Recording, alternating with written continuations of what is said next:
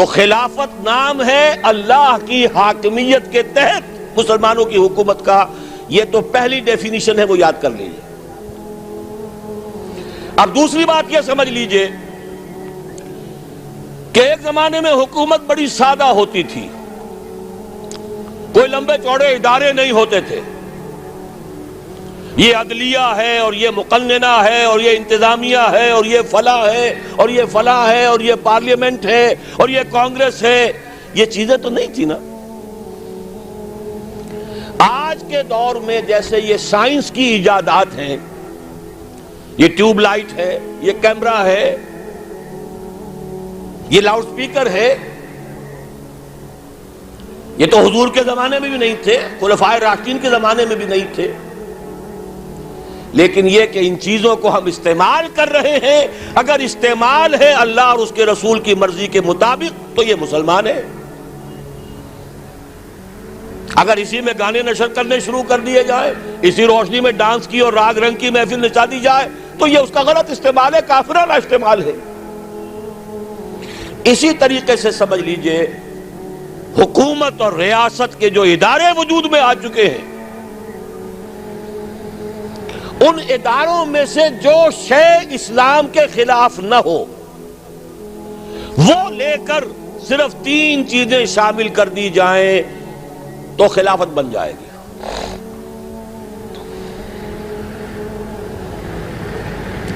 وہ ادارے کیا ہیں؟ جیسا کہ میں نے عرض کیا، ہر ریاست کا سمجھا جاتا ہے 3 بنیادی ادارے ہیں. مقننہ قانون ساز ادارہ ہے، اسے آپ پارلیمنٹ کہہ رہے ہیں، اسے مجلس ملی کہہ لیں، اسے کانگریس کہہ لیں، جو چاہے کہہ لیں. سنگل ہاؤس ہو، ڈبل ہاؤس ہو، لوور ہاؤس، اپر ہاؤس، ایک ہی ہو، یہ ساری چیزیں شریعت ان سے بحث نہیں کرتی. اپنے حالات دیکھیے، جس طرح چاہیں کیجئے. پارلیمنٹری ہو، پریزیڈنشل ہو، شریعت نے کسی کو پابند نہیں کیا. اپنے حالات دیکھو، جس طرح چاہو اختیار کر لو. یونٹری ہو، فیڈرل ہو، کانفیڈرل ہو. کنفیڈریشن کا نعرہ بھی تو اب دوبارہ لگ گیا ہے نا، ممتاز بھٹو صاحب نے لگا دیا ہے. اس سے پہلے فیڈریشن فیڈریشن فیڈریشن، بے نظیر سندھ کے اندر سب سے بڑی فیڈریشن کی طرف سے دفاع کرنے والی ایک یونٹری حکومت بھی ہوتی ہے. آج کے ایران میں یونٹری حکومت ہے. صوبوں میں صرف گورنر ہیں جو اپوائنٹڈ ہیں، کوئی اسمبلی نہیں، کوئی مجلس نہیں. یونٹری حکومت. پارلیمنٹ صرف ایک ہے پورے ایران کی. ہاں ان کے ہاں البتہ 2 ہیں، ایک منتخب لوگ ہو کر آتے ہیں عوام سے اور ایک ہے ان کے علماء کی باڈی. لیکن یہ صرف سب کچھ مرکز میں ہے، باہر کچھ نہیں. تو میری باتیں نوٹ کر لیجئے. 3 بنیادی ادارے، مقننہ، عدلیہ، انتظامیہ.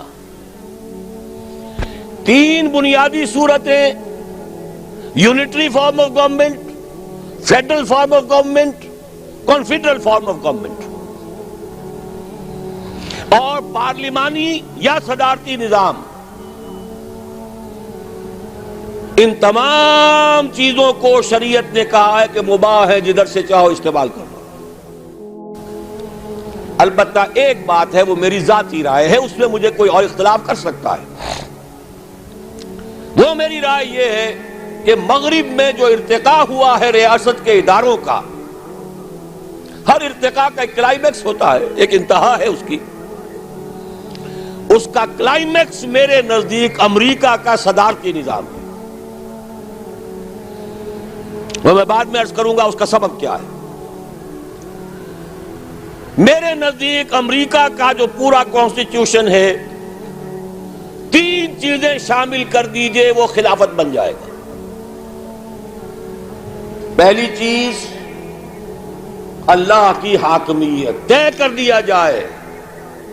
چاہے دستور کی پہلی دفعہ یہی ہو کہ اس ملک کا نام یونائٹڈ اسٹیٹس آف امریکہ ہے، یا ہم کہیں اس ملک کا نام پاکستان ہے، وغیرہ وغیرہ. لیکن جو بنیادی بات ہوگی، یہاں حاکمیت اللہ کی ہے، انسانوں کی نہیں. Divine sovereignty. سروری زیبا فقط اس ذات بے ہمتا کو ہے، حکمراں ہے ایک وہی، باقی بتان آزری۔ الحمدللہ پاکستان میں یہ چیز پہلے سے طے ہو چکی۔ مولانا مودودی مطالبہ لے کر کھڑے ہوئے، مولانا شبیر احمد عثمانی نے ان کا ساتھ دیا، اور خان لیاقت علی خان کے ہاتھوں قرارداد مقاصد پاس ہو گئی 12 مارچ 1949 کو۔ حاکمیت اللہ کی پہلی شرط پوری ہو گئی، دوسری شرط ابھی تک پوری نہیں ہو رہی، ہڈی پھنس جاتی ہے بار بار۔ دوسری دفعہ یہ ہونی چاہیے، یا تیسری کہہ لیجئے، لیکن میں جو گنتی بتا رہا ہوں 3 چیزیں، ان میں دوسری یہ طے ہو جائے، اعلان کر دیا جائے یہاں کوئی قانون کسی بھی سطح پر، صوبائی ہو، مرکزی ہو، میونسپل کمیٹی کا ہو، کاؤنٹی کا ہو، ڈسٹرکٹ بورڈ کا ہو، کسی ادارے کا ہو، کسی انجمن کا ہو، کوئی قانون سازی کتاب و سنت کے منافی نہیں ہو سکتی۔ اسی کے لیے 10 سال پہلے متحدہ شریعت محاذ بنا تھا، جونوجو صاحب کی حکومت، ضیاء الحق صاحب کی صدارت، اور 2 ہمارے سینیٹرز لے کر کھڑے ہوئے تھے، قاضی عبداللطیف صاحب اور مولانا سمیع الحق صاحب، اور ایک بڑا اتحاد ہو گیا تھا مسلمانوں کا۔ میں بھی اپنی چھوٹی سی تنظیم کے ساتھ، من نیز حاضر بھی شوم، تفسیر قرآن در بغل، میں بھی شریک تھا۔ بہرحال وہ بیل منڈے نہیں چڑھ سکی۔ اب اس میں تفصیل میں نہیں جانا چاہتے، اس میں اپنوں کے کیا کرتوت ہیں اور دشمنوں کی کیا ریشہ دوانیاں ہیں۔ اس کے بعد پھر وہ بل پاس ہوا،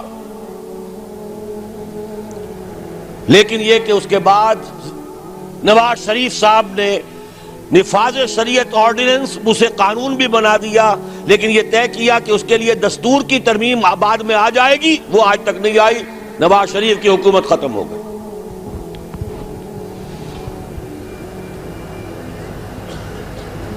دوسری شرط، کسی بھی سطح پر کوئی قانون سازی کتاب و سنت کے منافی نہیں ہو سکتی۔ تیسری شرط، مخلوط قومیت کی نفی۔ اس ریاست کا مکمل شہری صرف مسلمان ہے۔ میں نے ڈیفینیشن میں کہا تھا، اللہ کی حاکمیت کے تحت مسلمانوں کی حکومت۔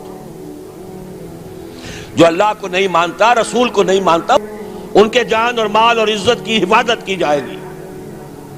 انہیں مذہبی آزادی حاصل ہے، مندر ہو، چرچ ہو، سینیگاگ ہو، جاؤ جس کو چاہو پوجو۔ پرسنل لا اپنا جو چاہو اس کے مطابق شادیاں کرو، تمہاری وراثت بھی اسی کے مطابق ہو جائے۔